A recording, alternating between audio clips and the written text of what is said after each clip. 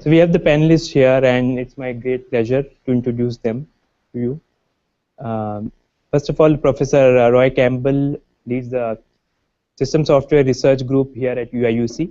He is the Sohaib and Sarah Bassi Professor of Computer Science and also the Director of NSA Designated Center of Excellence at UIUC. He is the Director of the Center of Advanced Research in Information Security. He is an IEEE Fellow, and he has supervised over 44 PhD dissertations, 124 MS theses, and an author of lots of research papers. Dr. Kate Keahey is one of the pioneers of infrastructure cloud computing. She leads the development of Nimbus project, which provides an open source infrastructure as a service implementation, as well as an integrated set of platform level tools, allowing users to build elastic applications by combining on-demand commercial and scientific cloud resources. She's a scientist in the Distributed System Labs at Argonne National Laboratory and a fellow at the Computation Institute at the University of Chicago. Dr. Dejan, who is attending remotely, is a senior researcher at HP Labs, Palo Alto. He's the IEEE Computer Society 2014 president. He has been on many conference program committees and general editorial boards. Dejan is an IEEE fellow, ACM distinguished engineer, and Usenix member. So he's going to attend remotely as could not come on this short notice. So Landon Curt Noll is a resident astronomer and HPC specialist. So by day, his Cisco responsibilities encompass high-performance computing, security analysis, and standards. By night, he serves as an astronomer focusing on inner solar system as well as origins of solar system throughout our universe. He's the N in the widely used FNV hash. And as a mathematician, he developed or co-developed several high-speed computational methods, and has held or co-held 8 world records related to the discovery of large prime numbers. And finally, Professor Laxmikant Kale, or Sanjay Kale, you are pretty much all know. He's the Director of Parallel Programming Laboratory and Professor of Computer Science at UIUC. He has been working on various aspects of parallel computing with a focus on enhancing performance and productivity via adaptive runtime systems. His collaboration include the widely used Gordon Bell Award-winning biomolecular simulation program, NAMD. He and his team recently won the HPC Challenge Award at Supercomputing 2011, and he is an IEEE Fellow and the winner of 2012 IEEE Sydney Fund Award. So we'll have we plan to have a very lively discussion. So initially we'll have a few minutes. We'll have each speaker present their thought on this particular topic for a few minutes, and then we'll break out and want to have a very lively discussion with all the audience asking various questions on HPC and cloud. So I think I'll... So to professors, you don't say few minutes. You give them a time. Say 5 minutes, maybe.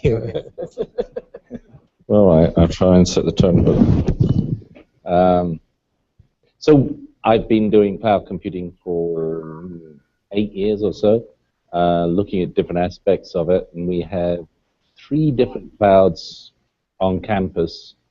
And I also, in my teaching, I'm using Amazon quite extensively. I teach a couple of cloud courses, one at the undergraduate level, one at the graduate level. So I also use the cloud for my own research, and some of that's to do with doing bio. It's really doing the recomparison of genetics, and so been looking at all these things quite extensively. So some observations. I think most of the problems we always get is memory. Memory seems to be the bottleneck in all of the different computations, whether it's HPC or whether it's data intensive or whatever. We solve that problem by going parallel, essentially, and the different architectures that we discuss allow you to go with less or more sharing, depending upon what the nature of your problem is. I think the cloud computing is aimed deliberately, I might add, at low-cost computing efforts.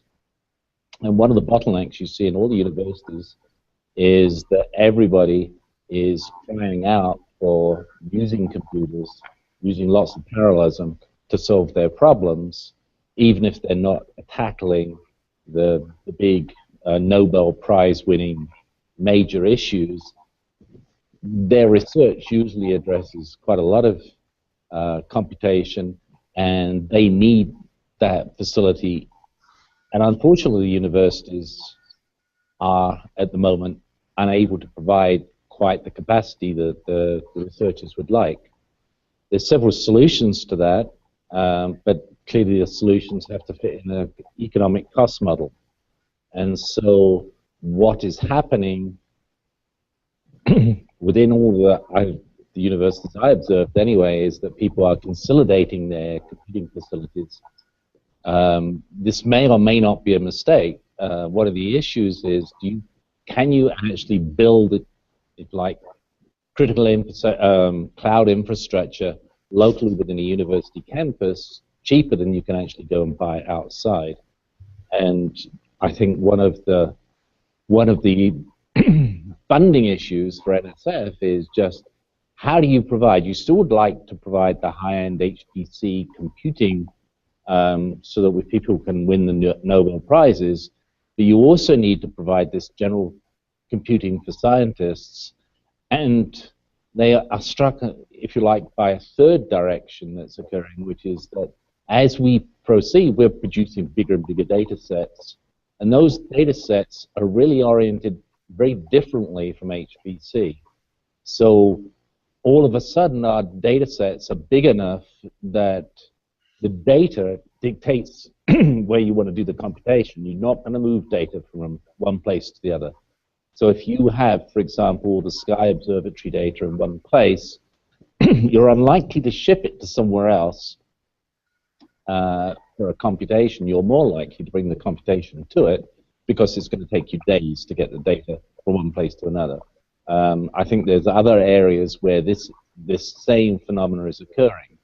So what this gets down to is, for the university purposes, for research purposes, we need infrastructures. We need them to be very flexible. We may own our own infrastructures, but we will certainly want to exploit shared infrastructures.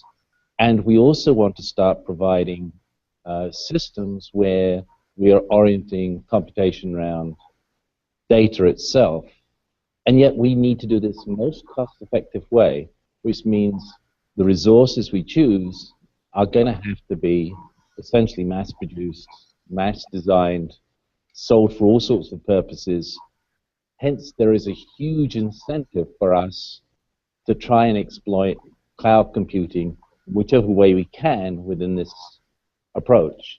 Now, there are all sorts of realms of the exploration one can do to make cloud computing improve the computation rate. But remember where the, if you like, the cost performance issue is. If you have a supercomputer, you're running it at 70, 80, 90% utilization because you paid a lot of money for it. If you're running a cloud computer, you didn't pay so much cost, so you can afford to run it at a less expensive rate. On the other hand, with a cloud computer, you're certainly going to have to think about how you can make it much more parallel and have much less computation. And is that kind of feasible? What innovations, what technologies are around the corner that will change some of this attitude? Well, for a start, the networks are going a lot faster than they used to. That's still not going to change moving data, but it will change how you can connect systems together. The other aspect is memory. Memory is going to go, there will be faster memories, but there will also be faster mass stores like SSDs that have really high bandwidth storage, really high bandwidth access, and then you will have specialized processors like FPGAs, GPUs that can accelerate computations. And so you're going to build systems that could be hybrid. The question is, how do you build an infrastructure, mass, cheap, inexpensive, but you can build these various different styles of infrastructure and manage it very easily with minimum amount of effort and some sort of consolidation in cost. And I think cloud computing does offer a way to do that, but as you will hear from all the different diverse views we're going to hear, we need some sort of organizing principles some better software tools, some better software analysis, and a lot better understanding as we teach courses on what type of architecture is best suited to what type of computation. I think the next speaker will be Kate, Dr. Kate. And then we'll have Dejan, and then Landon, and then Professor. Okay, so as Abhishek said, I am from Argonne National Lab, and at Argonne National Lab I created and lead the Nimbus team. About 10 or so years ago, we started exploring deploying virtual machines on remote resources to make it easier for application scientists to use what was then called grid computing. Right, so we more or less specialize in the type of research that is driven very closely by application needs. We saw that it was difficult to use grids, to use remote resources, because they were not configured to support your application, and also they were not available at the time when you needed them to be available. So we combined virtualization with remote execution. And that's what we call today infrastructure as a service cloud computing. Nimbus is a system that came out of my group. It was the first open source implementation of infrastructure as a service. But these days, and for the last several years, we've been focusing more on platform. So what Abhishek in his talk called the platform as a service level. In other words, providing tools that make it easier for scientists to leverage cloud computing cycles. And why was that needed? So more and more science is needing on-demand availability, on-demand cycles in the cloud.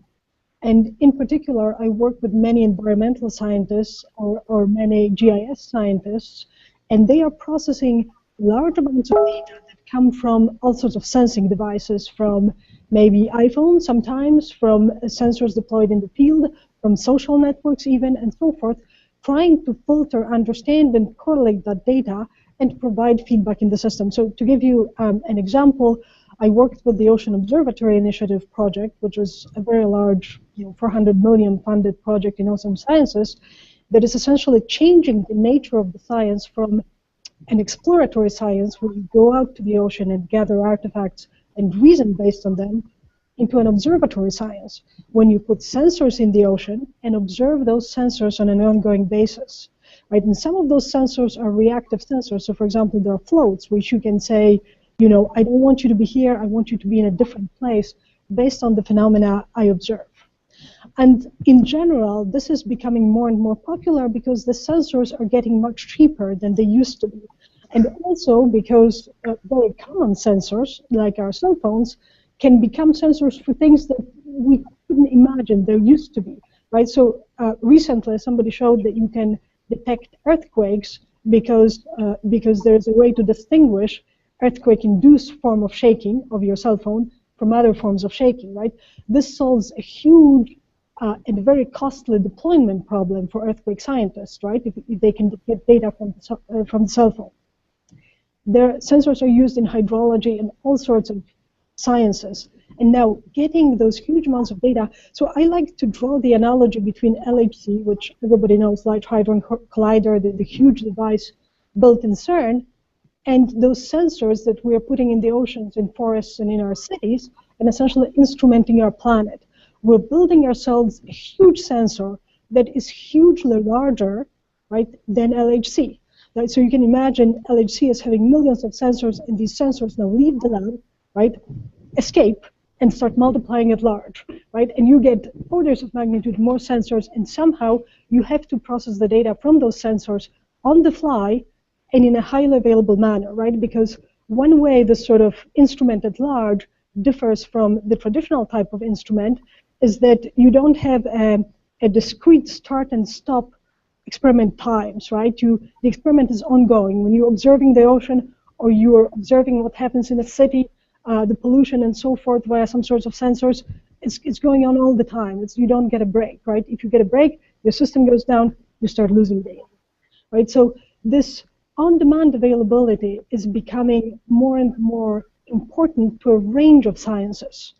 And many of the computations used by those sciences are high-performance computing. Right? So I work with hydrologists, for example, and they do require relatively tightly coupled computations to process and give them, from models that process hydrology, give them answers on demand.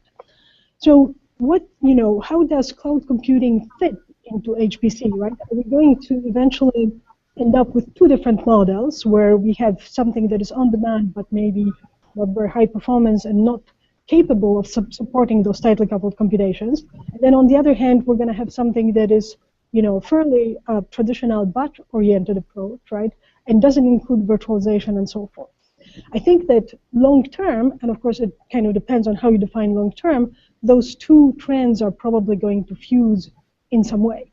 So a few years ago, I wrote a short article entitled "Muhammad and Mountain," and the idea was, is cloud computing, the mountain, going to come to Muhammad, right? So in other words, are we going to improve the performance and all the other factors that prevent cloud computing from supporting HPC computations right now? Or, maybe it's going to be the other way around. Maybe Muhammad will go, right? I hope I'm not offending anybody by using that. But anyhow, so there has been tremendous amount of research, very exciting research done on the mountain to Muhammad side, right? Getting cloud computing closer to the ability to support computation. So, for example, there's a system called, somebody here asked after Abhishek's talk, has ever the cloud computing model been tried on real supercomputers? And it has, right? So there is a system called Palacios, and that was developed by collaboration of different scientists. Peter Rinda, Jack Lange, Patrick Bridges all participated in that. And they ran the Palacios hypervisor. Palacios is a very lightweight hypervisor that deals with many of the performance problems, but also problems of noise and jitter, right, that you get in cloud computing. So they instrumented Actualus and the Red Storm with Palacios, and they got results that were within 5% of bare hardware execution. That was very impressive. Those were results on thousands of nodes, right? And when I asked Peter Dinda, why didn't you try more? Well, we didn't get more, right? So there is a bit of a test bed for a large-scale problem there that is right now preventing pushing science in that direction. What is the largest supercomputer on cloud currently created? So I believe the record right now goes to a company called Cycle Computing, which created, I think, the largest. Last time I checked, the largest supercomputer was 156,000 cores. And they, every few months they beat their own record in some way, right? Well, 156,000 cores is maybe not enough when we think about the applications that were described today in the morning, right? But it's getting within the same order of magnitude, right? Except these supercomputers are loosely coupled supercomputers, right? So the computations that Cycle Computing runs in them are loosely coupled. They are not what we think about when we think about supercomputer, right? With all the performance and reliability characteristics that such machine needs to have. But people are trying, right? So another statistic, a few years ago, Amazon famously became number 42 on the top 500 list. And of course, that's defined by benchmarks that do not capture all the interactions that we need a supercomputer to sustain, right? But a good effort nonetheless.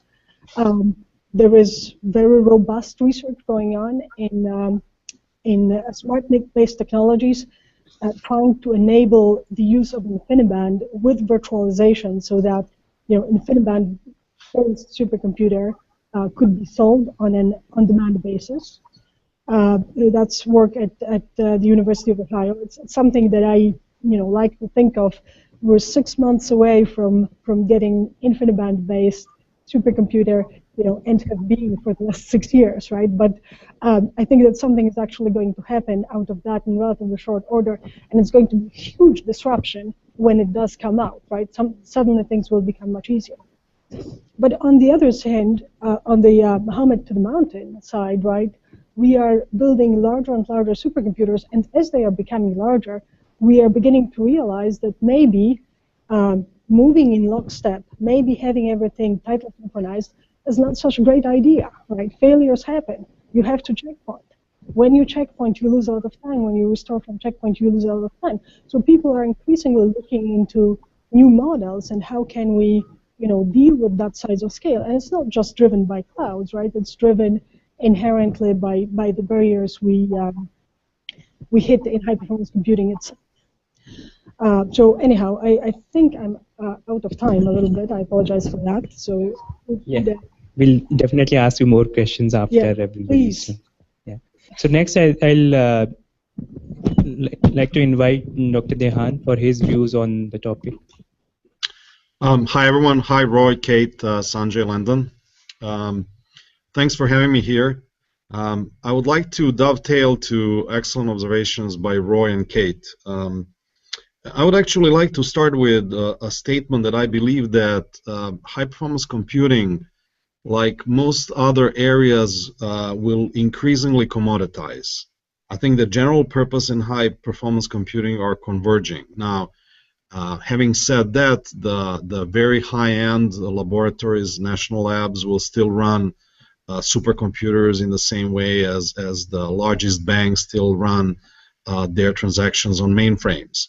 But bulk of the rest of high-performance computing users, and there will be, I believe, increasingly more so, will run on commodity hardware and software. I would also like to expand horizon a little bit more than what Roy said about SSDs or what Kate said about the costs of checkpointing. If we go a few more years out and look at new non-volatile memory technologies, they will enable much larger memories and will eliminate some of the bottlenecks in terms of memory. Similarly, the checkpointing will be relatively fast. It will still be costly for, at that time, computers, but much cheaper than today. They will also enable other benefits in terms of power savings, which I think will be one of the biggest bottlenecks from the technology perspective. I completely agree with Roy that memory is the biggest problem, even though that while Abhishek and I were doing research, we identified interconnect as the biggest problem, and it is the biggest problem because one needs to move the data around. So ultimately, and originally, it's all memory's fault. But one of the new technologies, photonics, comes to rescue there, I think, and it's increasingly getting closer and closer to processor, so-called silicon photonics, and I believe that will help quite a bit. Roy already mentioned new types of accelerators, FPGAs, GPGPUs, and others, which will enable very focused, dedicated hardware to solve specific problems, which may sound like departing from commoditization, but I think it will only enhance and will also help with power by having much smaller power footprint, even though we'll probably be forced to, turn on and off these parts of the silicon, so-called hard silicons that won't be running at the time, but can be turned on once you recognize that specific applications are needed. I would also like to think about cloud as a business model.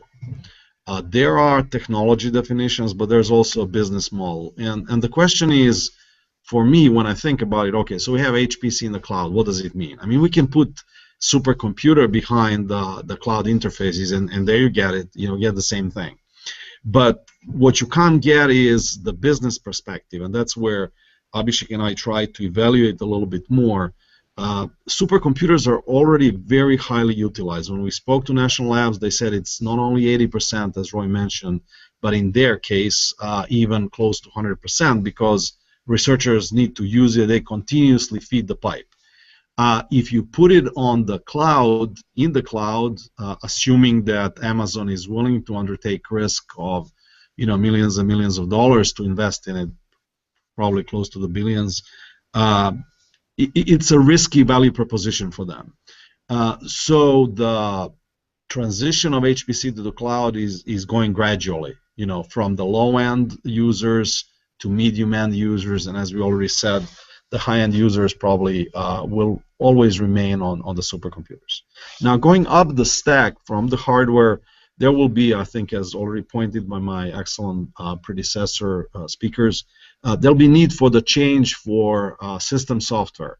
Non-volatile memory will completely eliminate big part of the stack for device drivers, for the buffer pools, for all kinds of things. Now non-volatile memory will be possible to access in a byte accessible format. And the same thing with interconnect. There'll be newer, much more efficient types of RPCs and things like that. And then going up, which is really the critical, and I think Kate touched quite a bit on it. She carefully chose not to use another fluff word beside cloud, which is Internet of Things. But all these sensors are really going towards the Internet of Things. And, you know, there's a lot of fluff there, but there are real problems as well. And I can name just a few, you know, sensors on the planes. If you can connect all these planes with the sensors, you can avoid many problems. And so many times when I got on the plane, got off the plane after half an hour, you know, because, oh, it was just a little problem, engine didn't start. They could be in the position to detect that across the whole fleet and maybe more. Another one that we look at HP is the security analysis.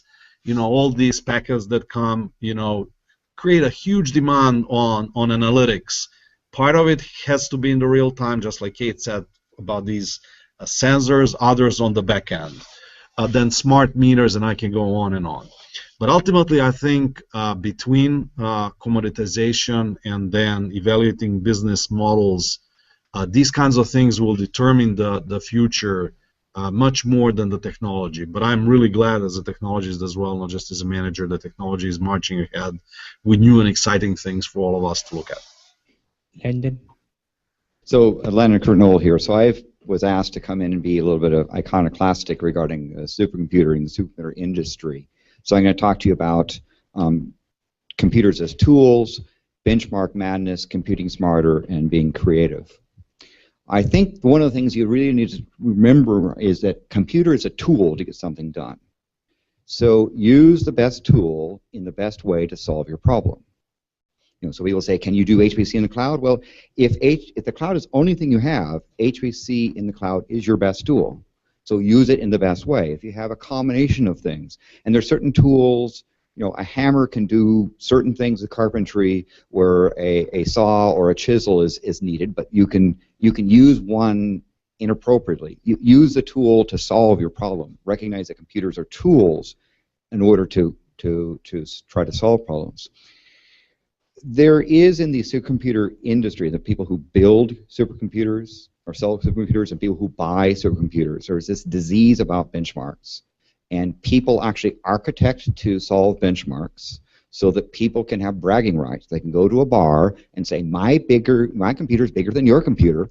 And really, there's a lot of machines get architected for that reason. And I applaud those big machines that refuse to contribute to the top 500 as a way of saying why? Because the benchmark is not necessarily the problem you want to solve. You know, we submitted to top 500 the ultimate LINPACK benchmark, where we taught GCC to recognize LINPACK and output maxint. And they said that we were being naughty word, and we thought we were being, you know, treating it appropriately. That is, you can compute without the fastest CPU, without the most memory, without the minimal latency, without the most number of nodes. You can actually do real work without having the biggest, or even the second biggest, or even the 100th biggest. And this comes to my third point, which is it's much more important to compute smarter than harder.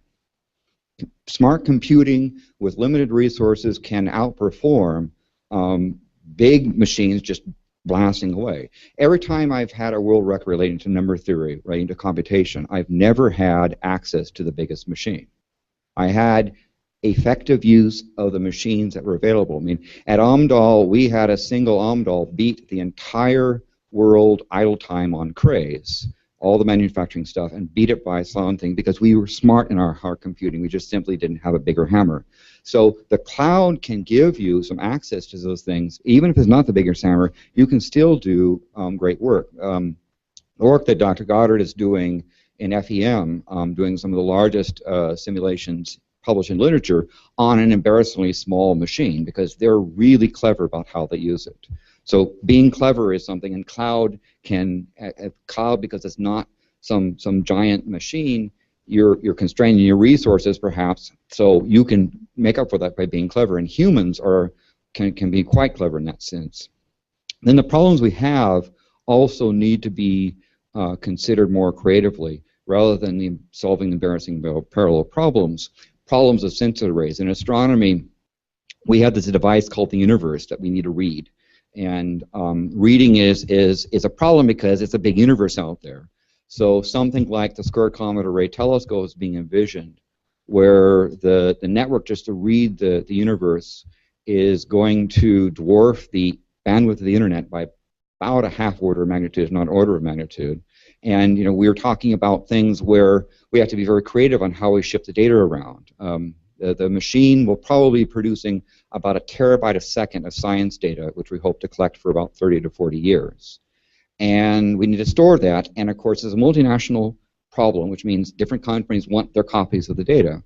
So how do you build a network like that? Well, probably the way we're going to end up doing is starting off with solid-state disks and container cargoes on a ship, and the ship will come into Perth or come into Cape Town, load up, and then it'll go around in ports and dump their data, and that'll be our data pipeline for a while, because astronomers don't need immediate access to things, or if you do, you put a computing at the beam. But one of the things about this type of telescope is it's going to change it from, that's my telescope time, I have the data, it's mine, then I publish it, to the telescope is a machine that's going to produce data that will be mined, and that the real astronomy is going to be done by people putting computers, connecting into the data stores and mining the data for valuable stuff. So it changes the way, these kinds of sensor things really change the way you go. So, so again, remember, computers are a tool. Use a tool to solve a problem. Don't be hung up about benchmarks. Compute smart and be creative on the problems you're looking to solve. I think one of the distinctions that I see emerging is between science applications and engineering applications. So we see the supercomputers at the national centers and so on, and we're going from petascale now to exascale. Those computers are focused on largely on science problems, very few engineering problems. I don't know if you see it that way. And so for engineering problems, by mid-sized companies and so on, well, cloud might be a pretty good platform if, like Abhishek was pointing out, the classification is you target the cloud platform for the right sets of applications, and like Landon pointed out, you be clever about it so that you can stretch the class of applications that can run on that platform. Are we okay with that? Yeah. So so I wanted to say a couple of things. That's the first point. One of the issues that comes up is the HPC applications are tightly coupled, fine-grained, lots of communication, and so on. Well, there are a couple of things here. One is the latency and overhead are two separate things. High latency platforms are okay for many applications. I'm reminded of the thing that we did with Greg Koenig's work many years ago, where we set up a cluster here and a cluster at Argonne. And there is I believe, a speed of light latency of a couple of milliseconds there. Actually, coast from here to the East Coast, 3-4 microseconds, some milliseconds, and you can tolerate that for a fine-grained, tightly coupled fine-grained application such as molecular dynamics, whose time step at that time was 5 milliseconds. So how can that happen? Well, there is some local computations you can do while you're waiting for remote data, and then when you send your response back, then again you do some more local computation. Sounds familiar? We do that for astronomy applications on supercomputers. So by having latency-tolerant algorithms and the runtime, of course, we can actually deal with that. Overhead must be kept low, though, and that is a challenge for the hypervisors and other virtual machine things. And I think that's being met as we move forward, as we'll probably see. The another interesting thing in the cloud environment is that maybe because of demand, maybe because of a variety of other reasons, it's a fluid resource. The number of nodes available keeps changing. The rate at which they are available keeps changing. Maybe you want to be able to take your job and run it on fewer or more nodes as the rates change, or conversely, the cloud manager might want to tell a job, hey, I have some high priority job, would you vacate half of your nodes or 20% of your nodes, or here I'm giving you 20% of the nodes. Those kinds of things require the shrink and expand capability that we heard about from Abhishek and from Suraj and other talks earlier, and those would be very nice, and of course adaptive runtime systems fit well there. One other thing that I want to just kind of, I was reminded of as I was thinking about this, is our faucets project. This was done somewhere between 2000 and 2004. The code still exists. We try to brush it out from time to time. The idea was submit once, run anywhere. So basically the idea is you submit the job, and the infrastructure will figure out, and you have a quality of service requirement specified with the job, and accordingly the system will find the right cluster. You can call it a cloud, going over the cloud, find the right cluster, and submit your job there. You don't even have to know who is running your job. But you can still attach to it. You can even live interact with your job once it is running through an intermediary. And then how do you pick which one runs it? Well, through some kind of a bidding system. And there's a very interesting economic market type models there that we worked on for a bit there. And so someone needs to generate a bid. Of course, market makers need to, it's like select the right one for you and so on. So it can get into an interesting model there. So that's one of the ideas that comes to mind that might gain currency again. I want to mention a couple of additional issues that come up here.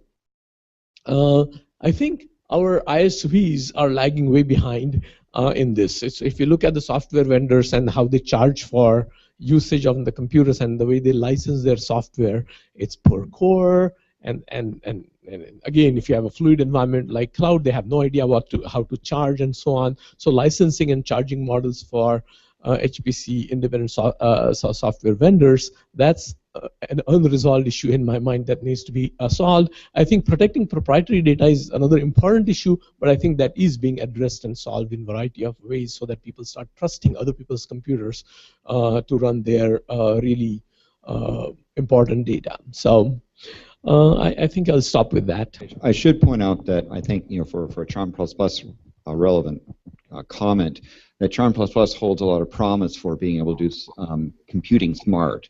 A Cisco executive asked me, well, what's this Charm++ thing? And I said, well, essentially it's code to keep the physicists out of the cache lock. And that's one of the problems with a lot of code. There's a bunch of code written for the Cray-1 cache lock architecture that no one's been able to change because it's a 500,000 lines of Fortran with no comments. And it works well, and so they say, well, just emulate a Cray-1 and we can continue going forward. So instead to say, the physicist needs to do, what do you need to do science-wise? Oh, I need to do a cross product of these matrices. Okay.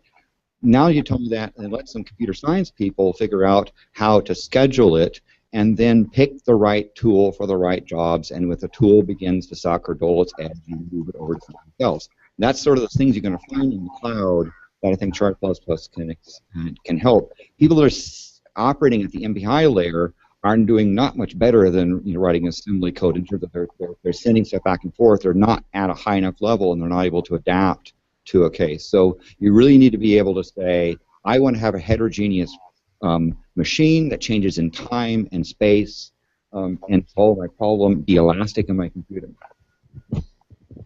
So that's all Charm++ sell. Let's thank all the panelists first, and then we'll open the floor for questions.